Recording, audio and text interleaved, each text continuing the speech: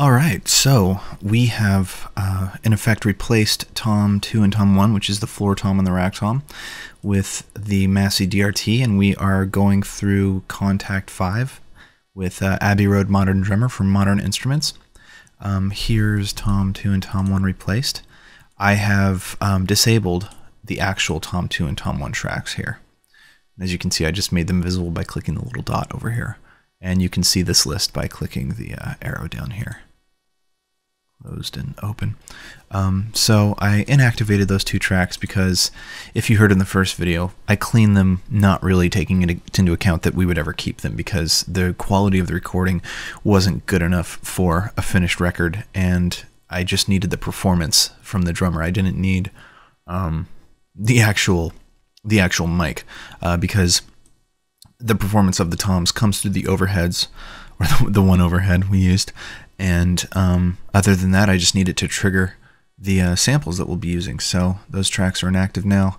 I'm going to go ahead and make them invisible so we don't have to look at them. And here's what the toms sound like. And then you're hearing the other drums as well. So here's the bridge part.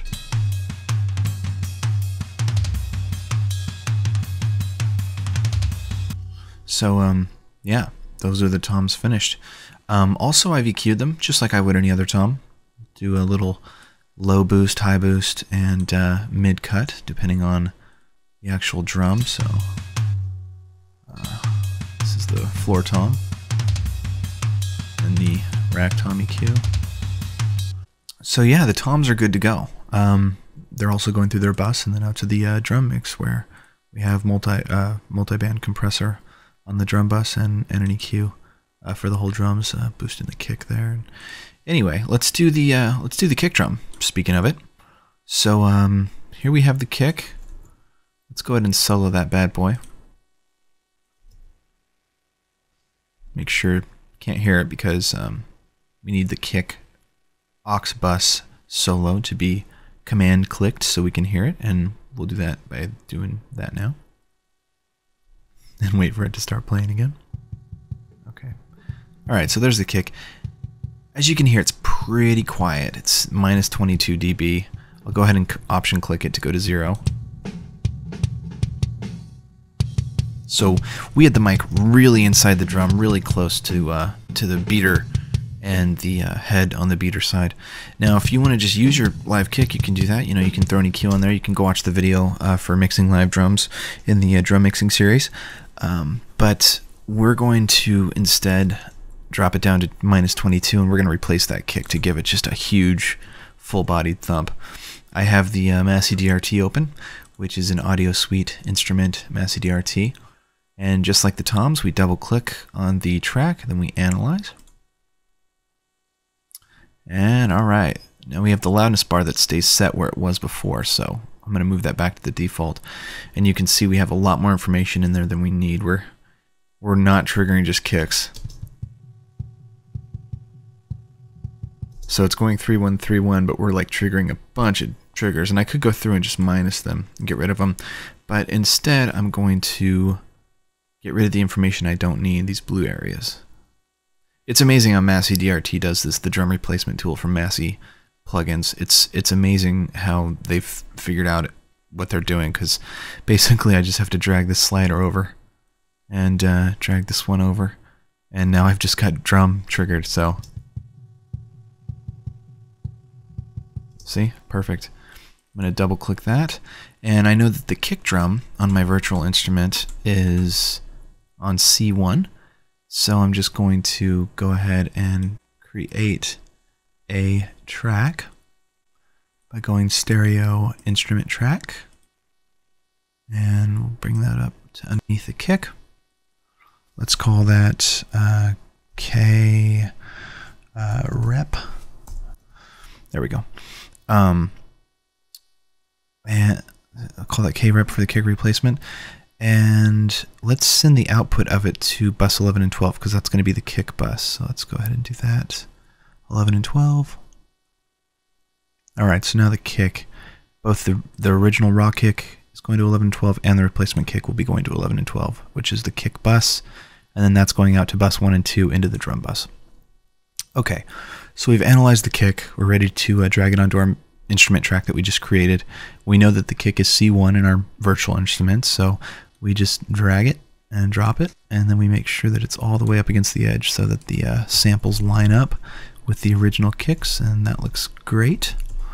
Okay, now we need to put a kick there, so let's go to the inserts, where if you can't see the inserts, you go up to this box and click it, and go inserts, and then also the I/O. So you get this right side column of information. And let's put a multi-channel native plugin, a instrument, and contact 5. All right, and we're going to be using Modern Drummer. And when I double click on the white kit, it's going to start loading the whole kit like I mentioned in the last video. And look at all this memory it's loading. We don't need the whole kit, we just need the kick. So let's go ahead and purge and say update sample pool. It goes to 0, stops using the RAM. And then we will go ahead and start playing it, so it'll start triggering the kick samples and it'll start loading those samples.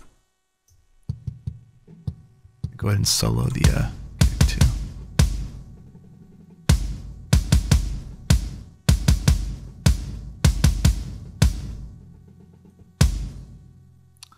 Now, as you can see, all the kicks are really loud, and that's because when you're triggering them with the DRT, you can use this knob to equal out averages. This is loudness. So here's the default right here. So here was the variation in how hard the kick was being hit.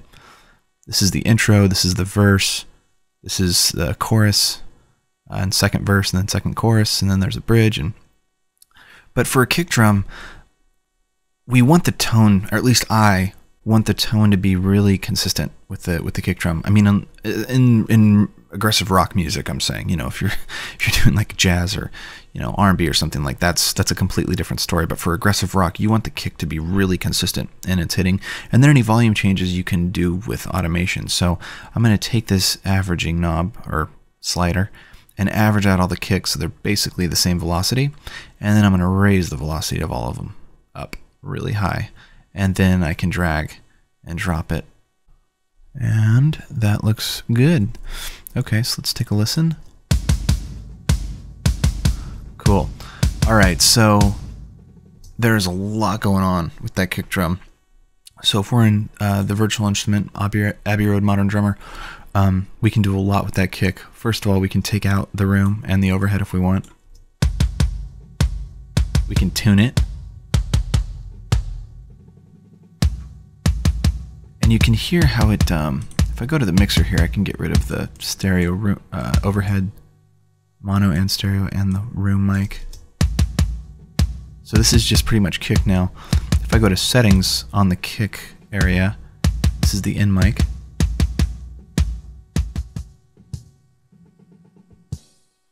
Now we're just hearing the original kick. We're not even hearing the replacement one. There we go. So that's the in mic and then the out mic.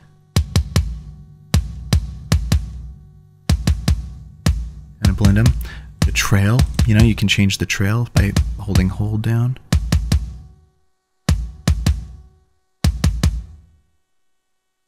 And decay. So I mean, the options are insane.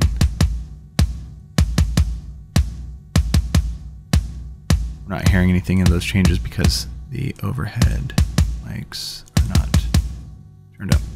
There we go. So there's a lot you can do with the kick.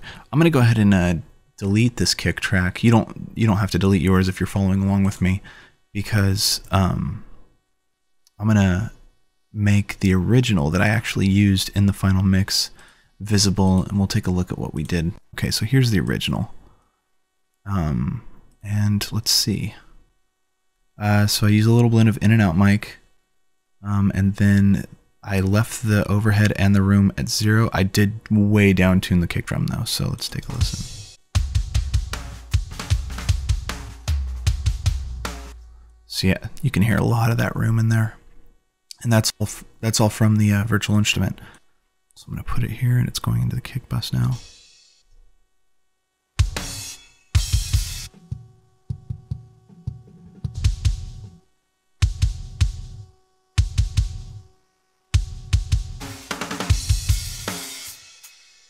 Cool. So that's the kick. The kick is replaced now. And it's not replaced completely because we still do have some kick blended in. So it's still in there, but it's really, really low. And let's listen to the final mix real quick and see what that sounds like.